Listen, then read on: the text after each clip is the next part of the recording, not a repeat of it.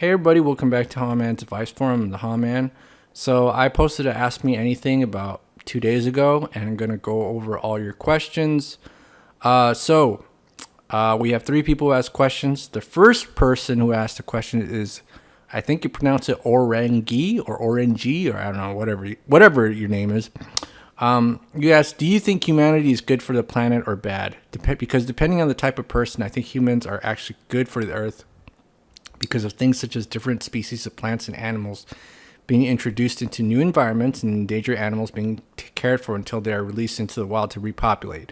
All of these are positive things man is capable, but some people only seem to highlight all the bad things we've done. Don't you agree?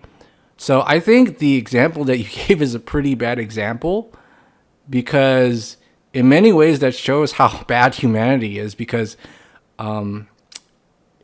there wouldn't be endangered species if man wasn't polluting or shooting everything up on or killing so many animals on the planet, right? So I think that's kind of a bad example. But my answer to your question is, I think it depends on leadership.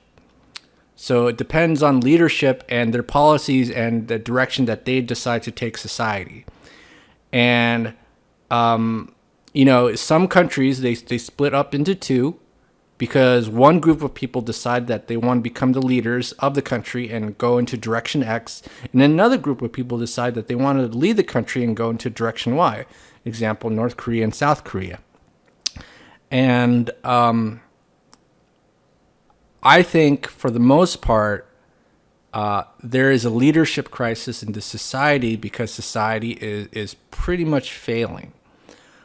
You have people, suicide rates are increasing, obesity is increasing, depression is increasing.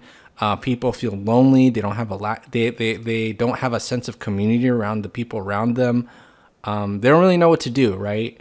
And they're kind of delusional at the same time. I mean, you look at the average person; they're broke, they're overweight, but they have a big ego at the same time. I don't even know how that works. You know what I'm saying? Like when I was broke, I was just ashamed of that shit, and I was just trying my best to get out of it, which I have gotten out of it. But a lot of people, like, they're broke, they're not healthy, but they got a big ego and they know how to make money and they know how to lose weight. It's really ironic how that works. But back to my point, humans are only good as their leadership, right? So if we have leadership that tells us it's okay to pollute the planet, pollute the waters, pollute the environment, genetically modify everything without any understanding the consequences of the Pandora's box. If we just do things without any sort of analysis of how's it going to affect our environment, then we're just going to have thoughtless or reckless leaders who take us into a society that pretty much will meet its doom. And you could just kind of see that most people are not optimistic about the future of society in general, right? And it's because of poor leadership. The leaders of our society have decided that they're going to take us in a direction without any regards to the consequences of their actions. And that's how a lot of people live. They kind of live like a, well, who cares type of mindset. And that's why I don't hang out with most people. That's why I think most people are garbage, right? And so, again, my answer to your question is it depends, and it depends on the leadership. It depends on the people in charge. It depends on the society, the direction that the society is going to go in. And we need good leaders. And, don't discount yourself that if you have good ideas that you can't be a leader just because maybe the people around you are telling you, you're not good enough. Right? So that kind of happens a lot. And because good people just kind of discount themselves, that's why the bad people rise up in power and become in charge. So that's my answer to your question. Next one by Chris Reagan. One idea that I had yesterday was that, if there was a one-size-fits-all school system and people got information from their neighbors rather than the news, 2020 would have unfolded differently. Let me explain. In this society, I described one group would say, hey, let's learn to cook simple and healthy meals to boost our immune system. Another group would say, let's take advantage of the grass fields and exercise to become more healthier. A third group, likely religious, would say, let's give up drinking to improve our immune system. Perhaps a fourth group in Silicon Valley would say everybody should wear a mask to protect our health. In this society where knowledge is decentralized and people aren't dependent on the major news stations, there would be a plurality of solutions and people wouldn't be told nationwide to say, stay 6 feet apart from other people. However, in the current one-size-fits-all school system and informational society, they go to the argument for the virus I don't know what you're saying, but the go-to argument for this virus is to stay 6 feet apart and cover your face. Sorry if I could explain this in less words, but any thoughts on a society with a plurality of ways to learn?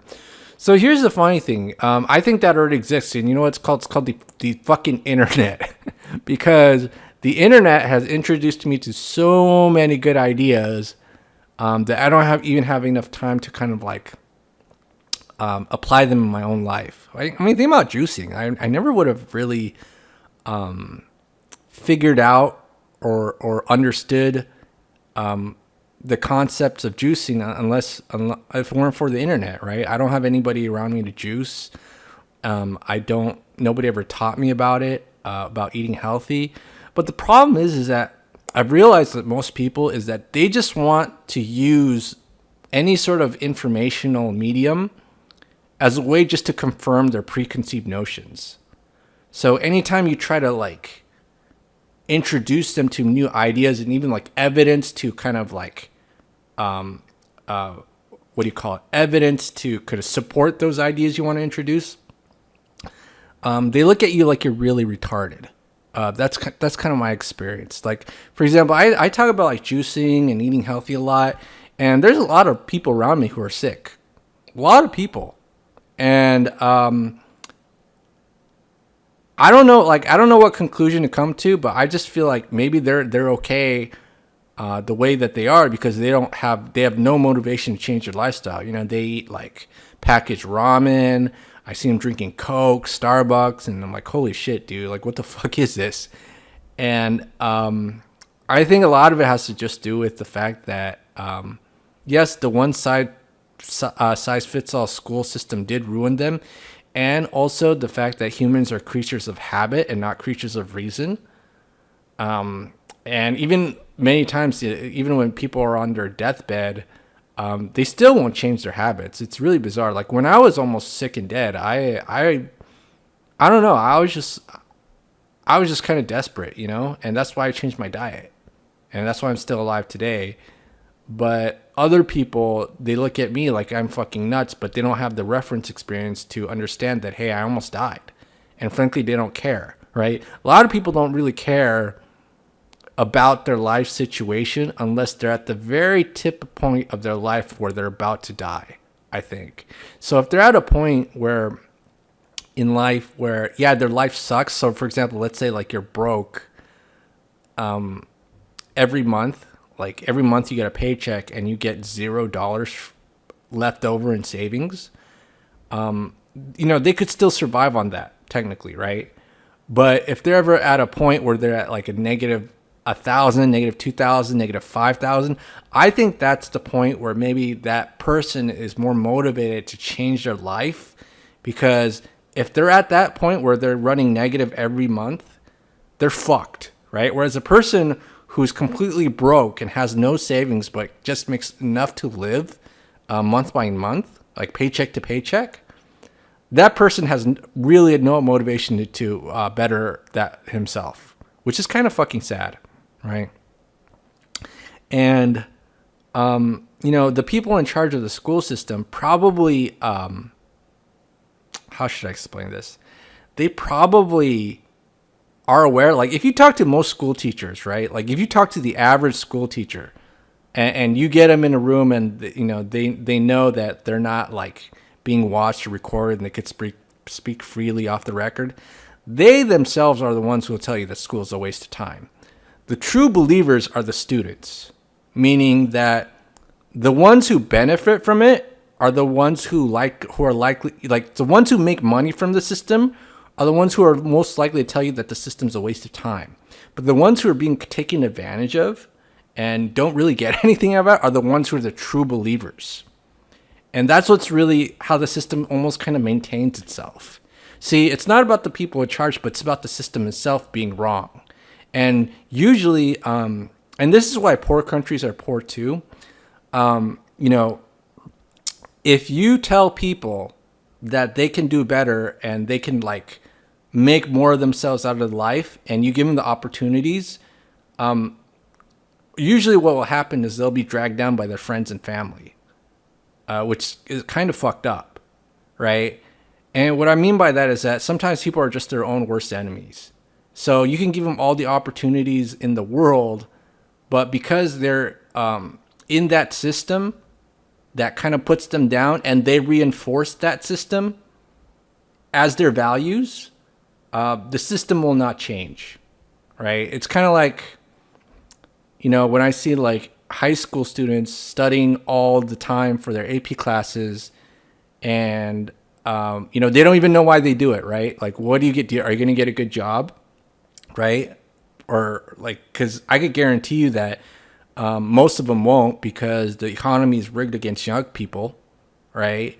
A lot of it is about connections and who you know, or maybe you just getting lucky at the right time, right? So what is the point of doing that? What do you get out of it? And they can't answer that because they just follow whatever society tells them. And if you ever try to knock some sense into them, they think you're fucking nuts, because they've, you know, they're the true believers of a failed system. And that's why most countries stay poor, is because the people themselves reinforce the bad habits that they were taught from the system that they grew up in, right? And that's why it takes real smart thinking people, real active people to change things. And most people will not fight against the system that they grew up. Fuck, do you think the average North Korean is against North Korea? Fuck no. But it's the same thing here in the United States. Do you think the average like American teenager who is depressed because they have no social contact with anybody because they're always on their cell phone and are taking AP classes until 3 a.m. actually oppose that? Fuck no. But then they're the ones who are most likely to commit suicide, and they're their own worst enemies, right? And that's just how society is. I would like to change that, but you know, you can't change the retarded nature of most people, unfortunately. Okay, so I hope I answered your question. I don't know if I did. I just went on a rant. But all I'm saying is that you have all the information that you need, and you just need to apply it. It's just that you're in a system that doesn't really encourage that. And most people, you know, it's funny because you can learn so much on the internet. You really could. But most people don't really take advantage of the opportunities that society gives them. And I kind of think like this, right? You know, it's like going into Home Depot, right? Like every time I go into Home Depot, I always feel a little intimidated because there's all these cool tools and I don't know how to use any of them. So it's like we live in a society where there's all the tools you need to build a better life, but nobody teaches you how to use them. So you kind of have to be a little bit active on yourself and almost train yourself and go through the motions of learning and digging into the material to figure out how to use the tools that society has. Right. All right. Hopefully I answered your question. Next question by Derkle Bob. Regarding friendships, whatever friendship means in 2020, and your extended family, do you think forsaking them altogether would be a viable way to get through life? I haven't talked to the friends I maintained after high school for a few years now, and since my parents divorced around the same time, my extended family hasn't really contacted me very much. Since then, I feel like I've saved more money and I've had more time to myself. I also feel like I don't have to perform for my largely Jehovah's Witness family or my friends that seem to only care about sportsball, pop stars, and Game of Thrones. I've been wondering if this is healthy or even a wise thing for me to do. So here's the thing.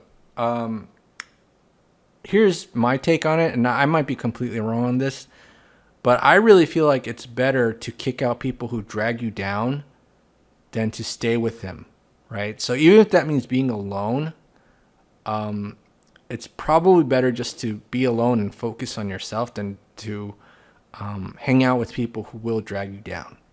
And that's kind of what I did, especially in my late 20s, where I just started not to talk to most people anymore. And and it's unfortunate that's just the way society is, you know. When I was in high school, I really loved hanging with my friends. And I'll tell you what the biggest disappointment is. I thought, like, when I went to college, because I had so much more free time, or I expected to have so much more free time, I would learn and grow together with the people that I met, and we'd discover cool things, start a business or whatever. And I just met a lot of people who just almost put no time or investment in their relationships, right?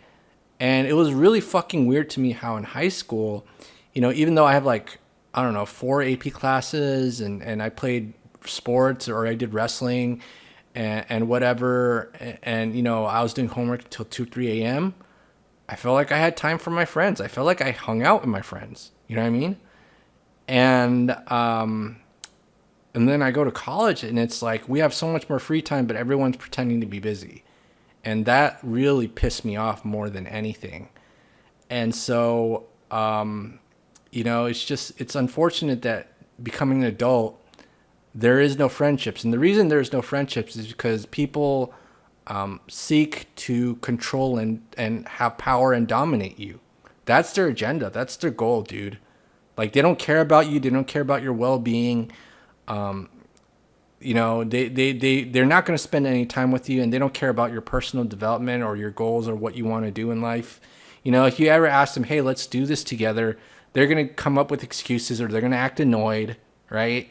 Lots of that's going to go on. So you pretty much have to think of yourself in this way, that when you become an adult, you're either a king or a peasant, right? And kings are really selective with who they hang out with, right? And even when they, like, think about, let's say, their marriage partners for their sons and daughters, they're really selective about that, because back in their mind, they know that most people are garbage. You know what I'm saying? And if you bring in garbage to the family, you're going to pretty much ruin your kingdom. And that's why kings have walls. They have castles. They have their castles. They have their treasures with giant ass walls, because they know from experience that people will try to take their shit. And it could be like an emotional metaphor where people try to drain your energy, right? But you have to think of yourself as a king. Kings have walls, castles with walls. Kings are very selective with the people that they hang out with. Kings are going to make decisions that may or may not be popular with the common person. But if you're a good king, you won't give a shit about that, and you're going to take your society in a direction that will produce positive changes and results, even if the common man doesn't necessarily agree with what you're doing, or they might even hate you, right? And you have to think of yourself as a king. It doesn't mean you have to be like the boss or CEO of a company, but in your own personal space, you have to be a king. You are a king with a castle with walls. And you have to be very selective about who you hang out with, because most people will try to steal your time and your energy, right? That's what the walls are for in your castle, because the time and energy is your treasures in your castle. Most people will try to fucking steal that, because that's how they were raised. That's why they're garbage. It doesn't matter if they went to college or not college. Just that's how most people are, right? And you have to be really cognizant of that. And so I wouldn't say be completely antisocial, but remember to focus on yourself, your diet, the media that you consume. Focus on your personal self-development, and always practice what you believe in, so that when you encounter people who conduct themselves in a completely different manner from you, it does not affect you. So, for example, at this stage of my life, I could see people eating fast food in front of me, and it doesn't affect me. Whereas when I first started eating healthy, it would always fucking bother me, because I'm trying to develop myself and be the best that I can. And that's when I'm building my foundation of my character. That's when I'm building the walls of my castle. But once you built the wall of your castles, it becomes a lot easier to go out to society because you know who you are and you're not going to let anything change the foundation of your character, if that makes sense. So again, I just kind of rambled on and on and on. I don't know if I answered your question or not, but hopefully I did. Okay. All right. So this is Howman here. If you have any thoughts, comments, leave them below, and I'll see you guys in the next video.